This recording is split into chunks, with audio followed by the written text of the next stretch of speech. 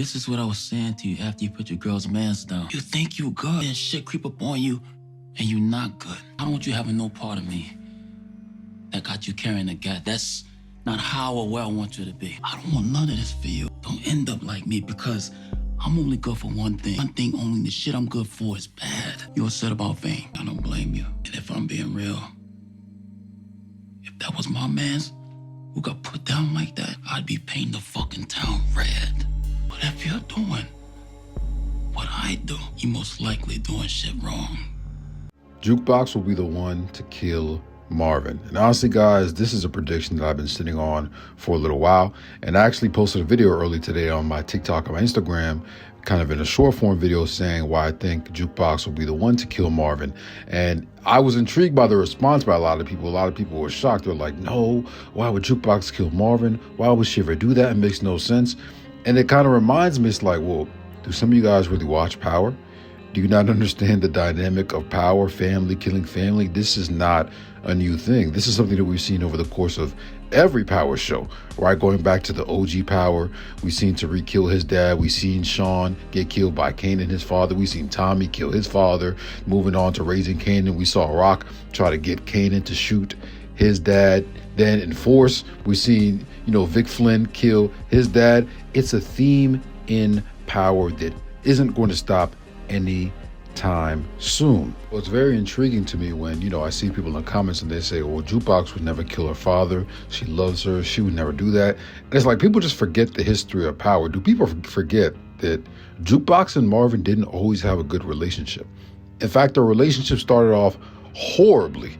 It was an abusive, just misused relationship. Marvin was a horrible father. He beat the shit out of Jukebox and he pretty much refused to accept her sexuality. Now, that doesn't take away from the fact that Marvin has grown into a much better person, a much better father, but their relationship wasn't always what it was. And it wasn't really till season 3, after Jukebox's mom had gotten shot and died, that they really started to cultivate that real relationship. And they're not that far removed from those times. And here's some examples of that. He's some kind of girl faggot.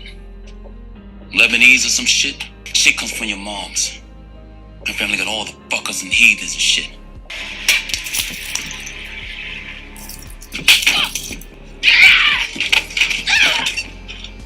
Calm the fuck down.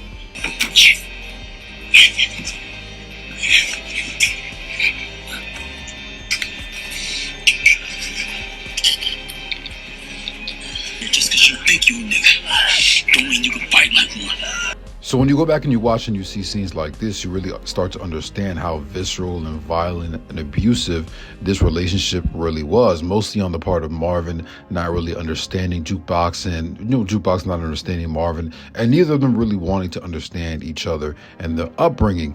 And it just goes to show you, like, anything can happen in this show, right? You always see people are like, well, this person won't kill this person. It's Power, y'all. Anybody can die. Anybody can take anybody out. And when it comes to family, I mean, it's the most sensitive topic, but it's the most realistic, and it goes back to the OG Power when Kanan had told Tariq, you're not a real killer till you kill someone you love, right? And we know the Jukebox isn't going to kill Kanan. I doubt she's going to kill Rock. The only person that I could see her really taking out is Marvin. And I'm not sure what the reasoning would be, but Jukebox is no longer the same Jukebox we remember from the first 2-3 seasons. She's gone. Laverne is gone. She is dead.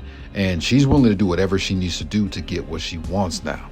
And just based off how close her and her relationship with Kanan is and how close they've gone and how they're moving the streets and they're trying to build their own thing and they're trying to build the organization, well, Marvin and Rock are in the way. And eventually they're going to collide and they're going to, go face to face. And, decisions are going to have to be made.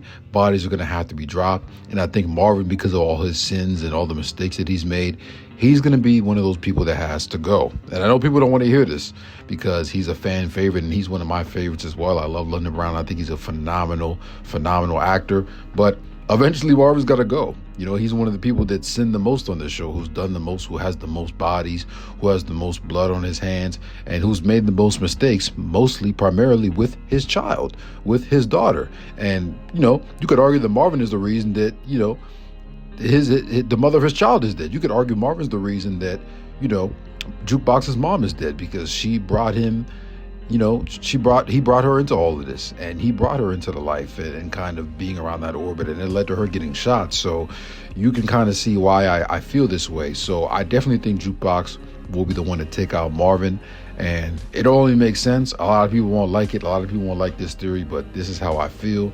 And I'm going to keep breaking down these videos and keep kind of giving you these predictions of what I see happening as things unfold. Obviously, episode 8 is this week, so I'm going to be breaking down that as well. Stay tuned for the next one. And also, before we go, make sure you guys check out my last video. I dropped the episode 8 exclusive with the exclusive pictures from episode 8 and kind of breaking down what we can expect for that episode. You know, episode 8's be crazy in power, y'all. Like, I have a feeling this episode is going to be one of the wildest ones yet in the season, and it's definitely going to set up for episode 9 in the series season finale. So make sure you guys check that out and some other videos that I've been dropping. I got some more exclusive interviews dropping with some actors and, you know, people involved in the show. So stay tuned for that, and I'll catch you guys on the next one.